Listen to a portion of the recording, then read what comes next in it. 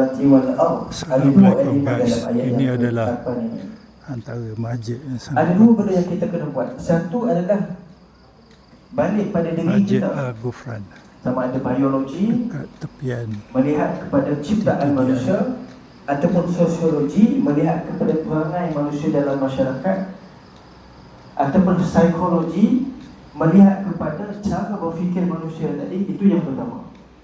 Awalam yatafakkaru fi anfusihim. Okay, sekarang ni banyak berlaku perang, berlaku pembunuhan, berlaku kekalahan, berlaku kemenangan. Kita yang duduk dekat pelosok jalan-jalan dekat Mekah ni, kita nak buat apa sangat? Nak perang, tak ada kekuatan.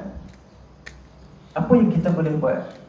Yang pertama, kata Allah Ta'ala, tengok pada anfusihim. Apa makna anfusihim? Ada tiga di makna. atas tu ialah pertamanya adalah biologi. atau Maksudnya bilik kita balik yang kepada boleh disewa atas sana. memahami ciptaan kita.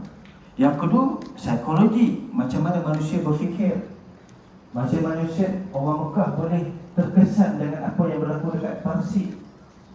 Kita jangan terkesan. So masjid Kita ada agama, Al-Ghufran, mesti terkesan pinggiran kepada Taman agama kita. Tun Dr. Ismail. Yang ketiga adalah sosiologi itu.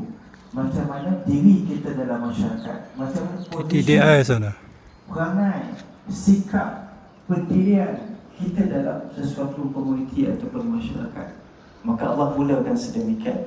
Awalam yatafakkaru fi anfusihim. Mesti tafakkur, mesti memikirkan tentang manusia tadi.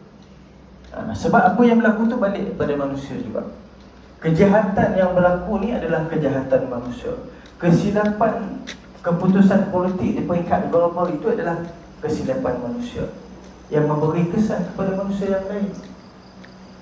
Okay, itu yang pertama. Yang kedua, kata Allah Ta'ala, ma khalaqallahu as-samawati wal arda wa ma bainahuma illa bil haqq. Yang kedua, Allah minta kita Dia ada tulis situ ialah tadi melihat khabar musafir. Jadi itu adalah bilik sewa. psikologi kita, sosiologi kita, penglibatan dan sikap dalam masyarakat. Jadi guys, Kemudian kalau kita melihat kepada ciptaan alam ini, sumber ekonomi, datang ke sumber KL alam, boleh ciptaan duduk Allah kat sini. Ta'ala berikan. Semuanya adalah bersifat sementara. Jadi saya pernah Ada ditanya dua kat sini, oleh tuan-tuan, kalau tuan-tuan betul-betul nak tengoklah. Ada dua mereka perkataan, dalam ada dua benda yang Tuhan nak share. saya Satu punya bilhaq, yang kedua wa ajali social musamma. media, Allah suruh tengok Adam dan tengok apa pula. masjid mana yang terbaik. Tengok Saya telefon ini adalah kan, antara tengok yang Adam terbaik. penting dalam nak pergi hiking ni, contoh.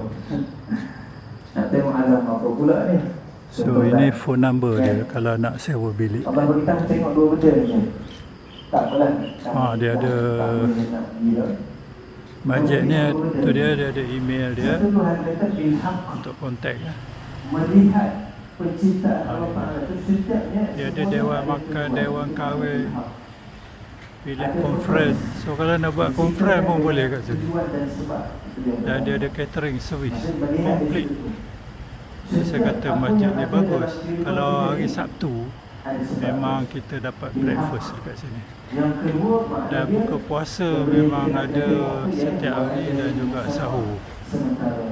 Okay, Assalamualaikum. Sementara.